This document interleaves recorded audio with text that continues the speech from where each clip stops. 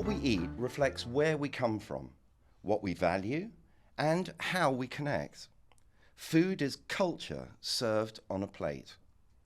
But what if food could also be our compass, guiding us through cultures, healing us from the inside out, and connecting millions around the world through the universal language of flavor? Welcome to the Turkish Airlines series podcast. I'm BJ Cunningham. Today's guest, My Nguyen, Nailed it. thank you, has done just that. From her Vietnamese American kitchen to the screens of millions, she has redefined what it means to eat well without giving up the dishes that we love. She's a chef, an author, and Forbes top 50 creator. Mai is known for honoring tradition with a healthy twist, always keeping the soul of each dish intact. In 2023, she joined Turkish Airlines for a culinary journey that went far beyond the plate, exploring Turkish cuisine alongside master chefs and experiencing firsthand how flavor and hospitality become a cultural signature at 35,000 feet. In this episode, we'll trace Mai's journey from family recipes to global influence. We'll talk about the art of nourishing storytelling and what it takes to create content that feeds both the body and the algorithm, and why food, when done right, might just be the most powerful passport of all. Let's begin. Mai, thank you so much for joining us. Thanks And for to having me. start, what I'd love is for you to take us back to your roots and take us into your journey. Imagine that we're about to board an aircraft. The aircraft's called Mai, and tell us about the whole platform. Do you want to hear the platform? You want to hear the day I was born? Everything. I want to hear about your journey, how you came into food. So my backstory is I am an immigrant and a refugee. So I was born in Vietnam, and my dad was in the war. And when the war was over, we lost, of course, and it wasn't safe for us to be in Vietnam anymore. So 1 year old, me, my older brother, and my parents escaped in the middle of the night. But that was kind of like my upbringing. And this is where food comes in, because we were so poor, we never dined out. We cooked everything at home. Right? Going to McDonald's was like a treat. So my breakfast, lunch, and dinner was always cooked at home. Home cooked meals is where how I kind of like appreciated food. But I didn't appreciate it until I moved out to go to college, because I'm like, oh my gosh, no one's cooking for me. So I had to cook for myself. So I started watching, like, I don't know if you have the Food Network, but in the U.S. we have the Food Network as a cooking No, I haven't channel. seen that. No, okay. So the Food Network is like a cooking channel. Before the internet, before social media, where we had to learn how to cook, we would go either on a website or the Food Network, and we would watch TV shows to learn how to cook. And so I would learn like simple dishes to make for myself while I was in college. And I met my husband in college, so I had to cook for him too, apparently. I think that was a sign.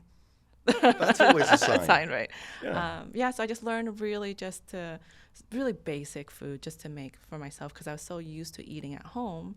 Because when you go to college, we're eating so much fast food and junk food, and I gained so much weight. So I'm like, no, I need to learn how to cook food for myself. And that's where comes the healthy part of my healthy dish. Is I started taking nutrition classes and taking nutrition really seriously.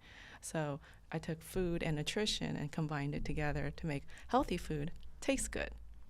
Well, that just makes perfect sense. Healthy food taste. Also, it sounds like simple is in there. Very simple, because I don't have a culinary background. I didn't go to culinary school. So as I started cooking more and more, I learned, I got better and better throughout the years. But I didn't get really good until I had my girls. I'm like, oh my gosh, now I really need to feed people. So I had my twin daughters. They're 16 now. Wonderful. But I had to learn Girls how are to cook. the best. And so in comes the Vietnamese food, the Asian side of my cooking, because before learning on the Food Network, it was a lot of American dishes. And I wanted my daughters to know my culture. So I had to learn Vietnamese food. so they could learn our culture. So I would come to my parents a lot to like learn like the simple Vietnamese dishes first. And now with the internet and so TikTok and YouTube, I started teaching myself Vietnamese food. And then I started sharing it with my audience. And I'm hearing as well in that speed, time. Time. This sounds like something that's an important part of your, if you like, recipe. The simplicity and less time, good food, fast. Yes. Well, time is a commodity when you are an entrepreneur, a business owner, and a mom, and a dog mom. You have a dog? I have a dog too. I always bring him up. I should not, because every No, interview I bring love my little dogs. baby. I'm interested in the speed, Yeah. the recipe, that also the connection to global culture Yeah. that you found through that, because it was through your food that you were able to bring your kids into your culture, the Vietnamese roots that you have. Yeah. We were living with my parents for a while when I first had the girls. So they were used to my parents cooking like Vietnamese food. So when we moved out, they're like, we want Ba's noodles, we want Ba's rice. And I'm like, oh, let me call Ba, let me call Ba, let me come over and help me make this dish. So I wanted my daughters to know these dishes too, but I also wanted to know it. And I think the reason why I bulked at learning Vietnamese cooking it's just the rebellious side of me, because living in the U.S. is like living in two worlds. At home, I'm like this Vietnamese culture home, very traditional. And I steps outside of my house, I'm like in college. I'm I'm a girl boss, and my parents always like insisted that I learn how to cook because I was a woman, and because I needed to wash the dishes because I was a woman, and I needed to find a good husband and take care of him. So everything they said, I was like, no, I'm not going to learn how to cook. I'm not going to wash the dishes. So I refused to learn how to cook when I was living at home. That's why I had to learn when I was in college, when I moved out. Perfect. Tell us about what's your earliest memory of the kitchen, of food? Earliest memory of food. When it first connected with you, is there a moment in the kitchen you saw your mother working? I'm glad that you said mother working. Yeah. Yes? Yeah. Because that's automatically we think women are in the kitchen. That's right. And men are waiting. That's right. That was my connection. That's why I was so rebellious as just a feminist. Yeah. I was like, You're right. why is mom in the kitchen and dad's in the living room, right? But no, my mom, when she cooks with so much love. So back then, I didn't appreciate it and I didn't see it, because like she's cooking for my dad because my dad loves this dish. I'm making this for my kids because they love it. So like she takes so much time and care and thought into what we love, and like through her food. Back then I didn't appreciate it until I moved out, and then I'm like, I miss my mom's cooking. Is that the secret ingredient in everything? Love, Yeah. isn't it? Isn't it? Well, in food, there's no love. There's just a disconnect, Yeah. right? It's So- more than something to eat when it's filled with love. When it's filled with love, it's a true Valentine card. Yeah. So when I plan my menu, it's like I don't even make it for me. Like I could eat a sandwich and I'd be okay. So, but even before I left on this trip, I was like, my daughter's like, you're leaving for a week? I'm like, yeah. So I made all their favorites. It's like guilt mom, like, mom guilt. Like I made like chicken pho for them, and then I make chicken What is congee. chicken pho? It's on the cover of my cookbook. Okay, tell me about that. It's called Healthy My Way. So Healthy My Way is 100 recipes of healthy food that I eat, right? For what I feed in my family, what I eat to nourish my Tell me, body. how many cookbooks have you got? Is this the one? I call it the one and I ignore the first one. Okay, why? We just pretend it doesn't exist. Why is that? As an entrepreneur, I started on social media 14 years ago. And I started My Healthy Dish 14 years ago. And Instagram was just starting. The word influencer didn't exist. Okay, so I was figuring it out just like everyone else. So automatically I thought, okay, I am doing these photos and recipes online. I need a cookbook. I thought that was just the next thing. So I wasn't ready for one. I did one anyways. And when you force something that you're not ready for, it doesn't work out. And I forced it. And the recipes were terrible. The sales were terrible, and I don't even mention it. Like when people ask me where my cookbook, I don't even mention it. You know. But it was the foundation for the cookbook that now is your Yeah. cookbook. So I've learned so much. Like if I didn't have that experience, that awful like learning experience, then Healthy My Way wouldn't have been born. And now I'm so proud of it, and it's like an amazing recipe, it's an amazing cookbook. But the experience too, from failing, no one buying it, and no one, the publishers denying me, the doors closing, to pitching it the second time, and it was like a dating app, like speed dating on Zoom. Every single publisher wanted me. Everyone wanted calls. We were having a bidding war with the cookbook. It felt so like affirmation, like rewarding, because I didn't have that 10 years ago when that first book came out. So it just the road led to this cookbook. And the secret in that cookbook, so there's love, there's time, Yeah. there's simplicity, Yeah. and this fusion of Asian culture Yeah. with American life and speed. Yeah. Is that right? I call it California Asian. Asian. It's California just great. Asian inspired. Personal turning point that led you to focus on wellness?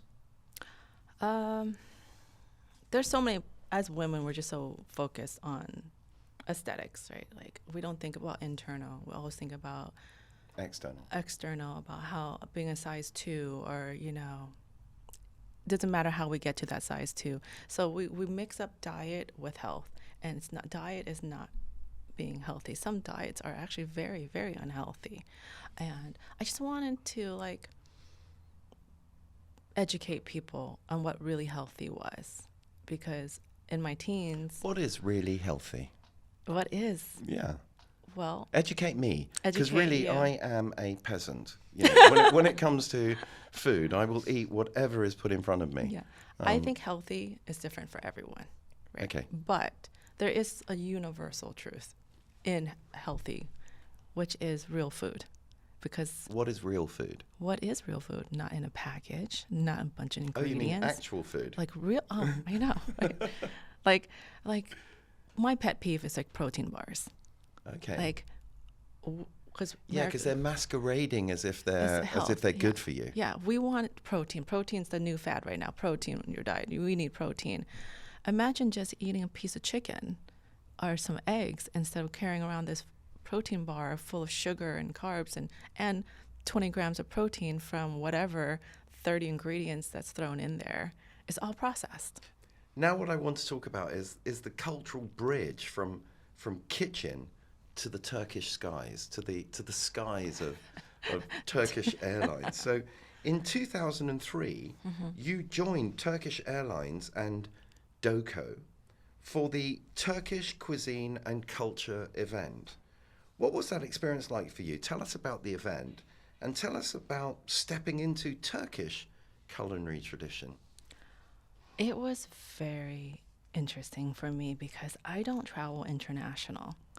And so working with Turkish Airlines and going to, first just stepping on a plane and flying to Turkey was so intimidating. I'm a pro at it now, by the way. But before, I was like, you want me to fly 13 hours to another country? I was very intimidated. But once I stepped off the plane, everyone is so friendly. It's amazing, isn't it? Right. I just felt like so welcome in Turkey. It's one of the safest times I feel when I travel too. Like I could step outside and go for a walk, and I just feel so comfortable. But that event itself, it was stunning. It was it like by the water in this like old building from I remember, but it was stunning. And On the Bosphorus. Was it in Istanbul? It was in Istanbul, but I don't remember if it was on the Bosphorus.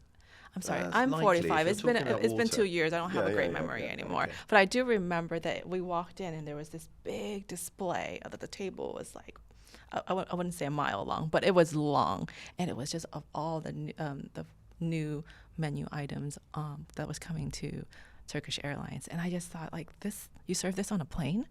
You serve this on a plane? Because this looks like something I would have for dinner, like at a restaurant. And because I've never flown international, never flown business class, so I've always expected the hot sandwich, and the Yeah. cup of Yeah. juice or whatever. So It was actually just for me a culture shock because I haven't experienced something so luxurious. That's the right word. It's Luxurious. luxurious. Yeah. I mean, it's beautiful. And the way it's delivered as well, Oh, yeah. the smile, the hosting, the hospitality. They're, the flight attendants, their clothing. Oh, they're lovely.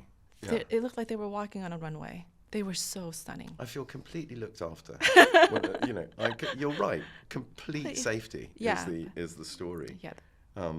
So you're at that table. Mm-hmm. There's a mile long of food. Mm-hmm. Tell us about your first taste of Turkish cuisine. I can't remember the first taste, but I do remember the most memorable one Go on. was Monty. And we actually got to make it. Is that the pasta one? It's the little It looks dumplings. like ravioli. Yes. Yeah, yeah. Tiny little dumplings. Because I thought dumplings was an Asian thing, right? So I was like, wow, we're actually like making dumplings, and the story behind it, like it's like a gathering where everyone sits around and makes these little pockets of dumplings. It is time Oh, consuming. you were involved in the making. We did a class actually. That's great. Yeah, and I'm a pro at dumplings, and I was rolling up, but they're so tiny. So imagine making tiny Micro-dumplings. micro dumplings. But I felt almost at home because this is what we do. Like we sit around, we roll egg rolls or we roll wontons, and whatever. This is a family kind of event where you make a bunch of dumplings and we eat it together. It can't be an everyday thing. These are something that you have to, like, it's a special You occasion. touched on that word, family. Yeah. It really is a sense of family. Mm-hmm. That's what I love about Turkish cuisine, is that you can taste family when you taste that food. Do you find that? It's amazing because it's something that I'm not familiar, but very familiar. It's like family style. There's platters of food that come out. It's family style. Asians do family style. We always have that lazy Susan table. Do you know? Yeah, I know, the spinning one. Yeah. Yeah. It's because we have family style. We have a big plate and we just, here you go, your turn. I want this. So I came here and there's like platters of kebabs. I've never had so much yogurt and cheeses because I'm lactose intolerant, but here I could eat it. So I'm just drinking. You're involved. Oh yeah, there's this drink, Iran. Oh, Iran. Iran. Yeah, Iran. It's like a lassi. It's like yogurt, water, and salt. Yeah. For when I first tried it, I was like, I don't know about this, but it's healthy. So I kept on drinking it, and the more you drink it, the more you like it. Yeah. And then now I always drink it because I don't know. It's just something that you just have to get used to because you don't know. But then once you drink it, it's like, oh, it's like salty, a little sour, and you're getting those probiotics. So I don't know, I crave it now. Turkish Airlines has put a lot of effort into making its in-flight menu a reflection of culture, a real taste of Turkey, not just convenience. What impressed you most about that approach? What the most impressive thing on the menu, and I think people can kind of look out and don't really notice it, is the bread. Oh, God, you're right. And the choice of bread. Is it the 10,000-year-old bread? The oldest bread. Yeah. The oldest bread. Yeah. 12,000, I think. 12,000, yeah. Yeah. So my memory of the oldest bread is that I was on the first flight when it was first introduced with the president of the Turkish Airlines, from I remember, and just hearing the story about like how each culture does break bread. Like that's a universal thing, breaking bread. But this is like the oldest bread. This is the first bread, And so every time I fly, I see it. They bring it out in a pouch and they bring it in. And I just remember the story of the oldest bread. And everyone who doesn't know the story just kind of just thinks it's bread. But for me, I have like appreciation for it when I sit down and I know the story. This is the oldest bread. This is how they made the oldest bread back then. They took time to like learn how to make the oldest bread. You're so right. I completely forgot about the oldest bread Yeah. thing. But one of the things is when you reach in and you take it, it really is extraordinary. Yep. And we all break bread. We all break bread in the morning. Something, right? Each culture somehow has some kind of form of bread. Yeah. Communion. Mm-hmm. Now, you launched the My Healthy Recipe app. Yeah. And how did that come to life? I mean, what was the thinking behind the launch of that app? We've touched on it. But why? As an entrepreneur and a social media influencer. guru. I've been doing this for 14 years, so the word influencer didn't even exist when I started. I was like one of the first influencers, and I was one of the first influencers to do a sponsored post on social media. What's a sponsored post? When a brand pays you money to mention their Okay. product. But the app came about just because there's such an influx of creators. There's so many creators, and it's such an easy entry point is food, right? Anyone could start picking up the phone and starting to be a food creator. If you can't cook, then maybe you could do a food review. If you can't do a food review, maybe you could start learning how to cook and bring people on the journey. Food is such a very easy entry point. It's universal. Yes. So the competition for creators, especially in the food space, got very, very hard. And how do you stand out from the millions of new creators, especially during COVID, when that's where a lot of them kind of popped out. So I started thinking, I need to grow my audience even larger. So I started just pumping out a lot of content, but relatable and really, thinking about my audience. So quality over quantity. And there came the cookbook. I was like, okay, I need to stand out from all these other people, all these other creators. So I have a successful cookbook. So what's next? What's next was the app. And the app was launched actually just last week. Hey, great. Congratulations. Yeah, it's such an exciting time. And so that came out last week. But it's just an evolution of being a creator, because So you mean have your own channel? Everything. You should own something of yourself. People have websites that you don't really own your social media platforms. You're renting space on the social media platform. So this app is mine. Well, in fact, you're growing their platform. Yes. Free of charge. Right. And then I'm working for brands, right? Yeah. I don't want to wait for brands to come to me and pay me to mention them. I want to own my income and own my business. So it's just an evolution, especially with now. We always mention AI at every single of these interviews, but AI is actually the future. And I used AI to help me develop this app quickly, because time is, again, a commodity. I have 300 so recipes. Some of them were done 14 years ago, with the images were terrible. And we would take those old images and just reimagine them with AI, which I didn't have that capability before. So just gotta go with the times. Actually, that's an important point. How do you balance, if you like, what it looks like with what it tastes like? Mm-hmm. And what comes first? Well, we eat with our eyes. Yeah, true. Right, so every recipe, every video, if it doesn't look good on screen, I'm not going to share it, right? And then after... Even if it's delicious? Even if it's delicious. And super healthy? It won't go. So it's a checkbox. I mean, if that box isn't ticked, if it doesn't look great, it's not in there. No, like I made this amazing meatloaf, and it just came out looking like a foot. I don't know. I spent so much money on this meatloaf because I thought meat was cheap. It was not. Ground beef is more expensive now. So no, it has just to be great. So I had to redo it. Well, you have to redo it until it looks good. Recipes you could tweak. Like, I'm making it. It might be too salty. I just could put in the caption to put this much salt. But if you see it and you don't like it, no one's going to make it. Correct. Mm-hmm. Okay. And then as a content creator, how do you stay authentic when the wellness trends keep changing and the algorithm keeps changing? And I mean, you're kind of chasing an algorithm as that's the game. But at the same time, you're also true to yourself. Oh, yeah, the dreaded algorithm. Yeah. I like the word that all creators dislike. The algorithm's always going to change. And we can't chase the algorithm, but we know that good content will always outperform. So there's things that in my videos that I really want to focus on is education. What value am I giving you in this video? Is it solving a problem?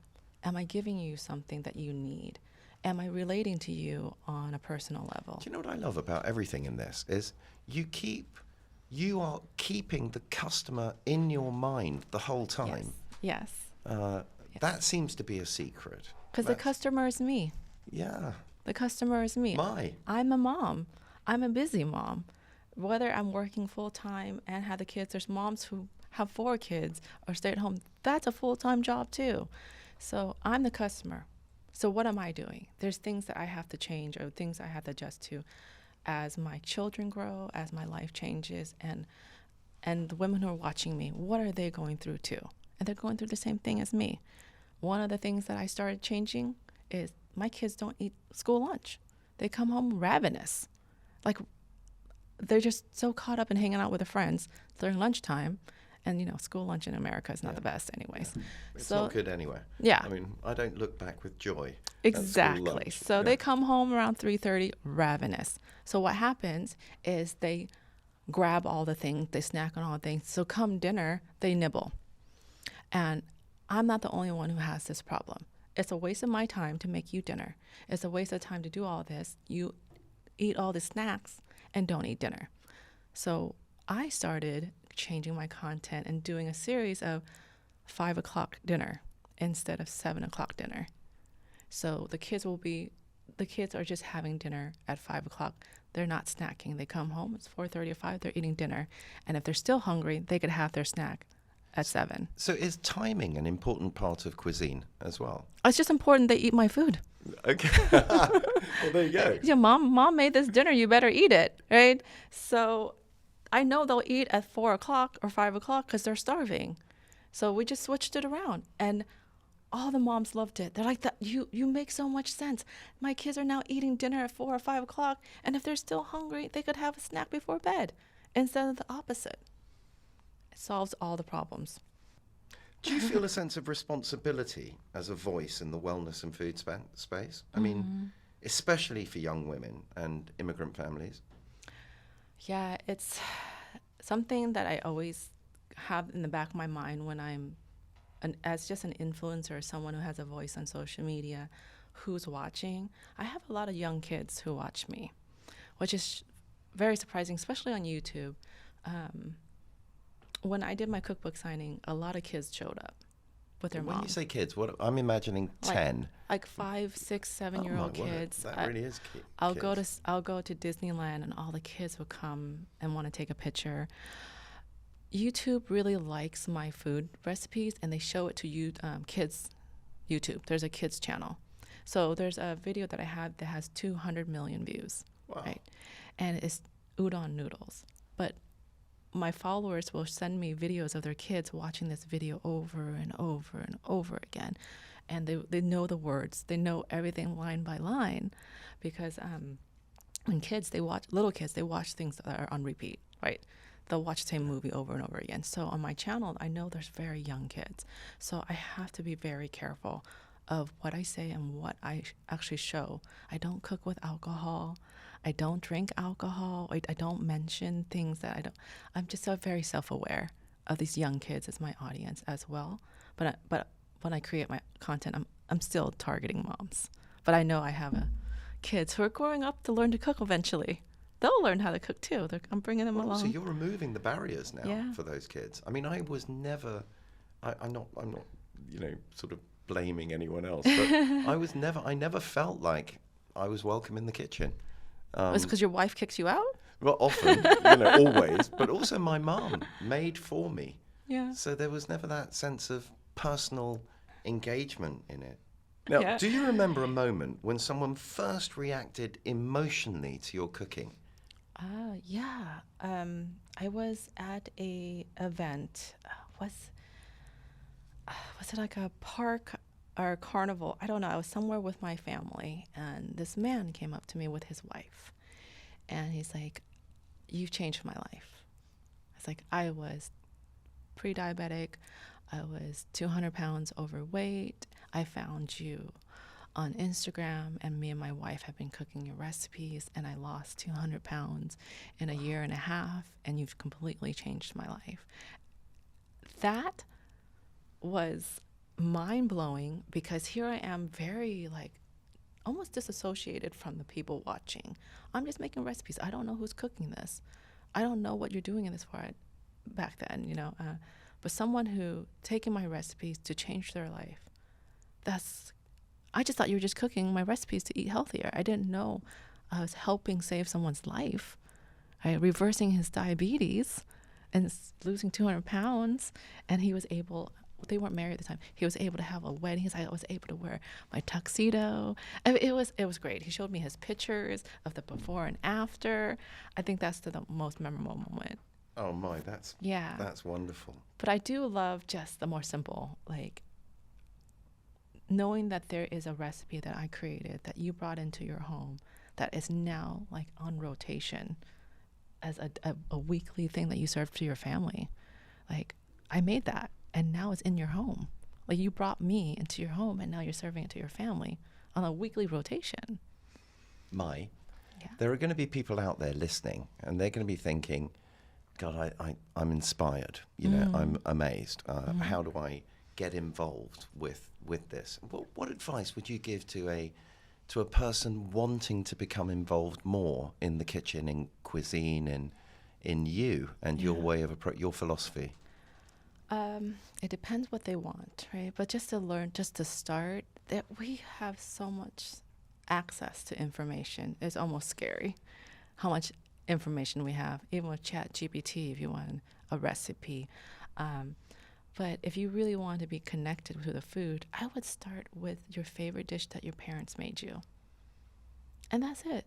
Like when you moved away from home, what is it that you miss when you're going home that you ask your mom to make you or your dad to make you, right? Or start with that. Or what did you grow up eating that you miss, or what you want to learn to make for your children? Start there and then pick it up. That's beautiful. Thank you. Thank you for giving me permission to get involved in the kitchen. I'm excited to see what you make first. You won't be.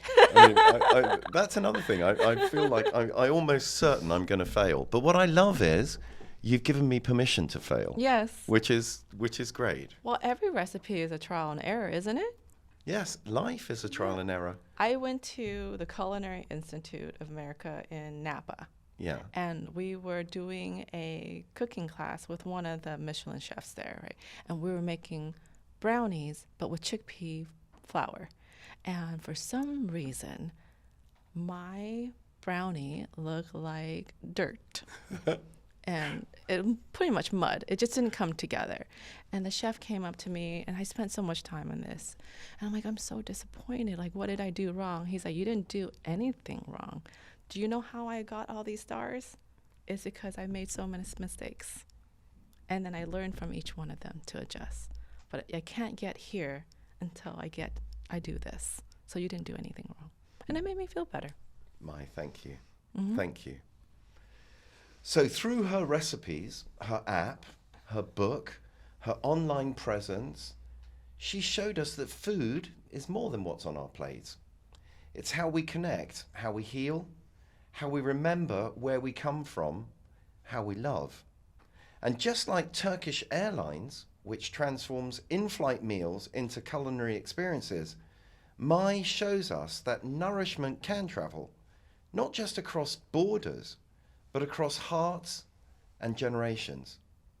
So next time you cook a familiar dish with a new twist or taste, something unexpected, something on a journey, thousands of feet in the air, remember this conversation, remember let flavor be your guide, let truth be your compass, let your culture be your platform, and let curiosity be your adventure.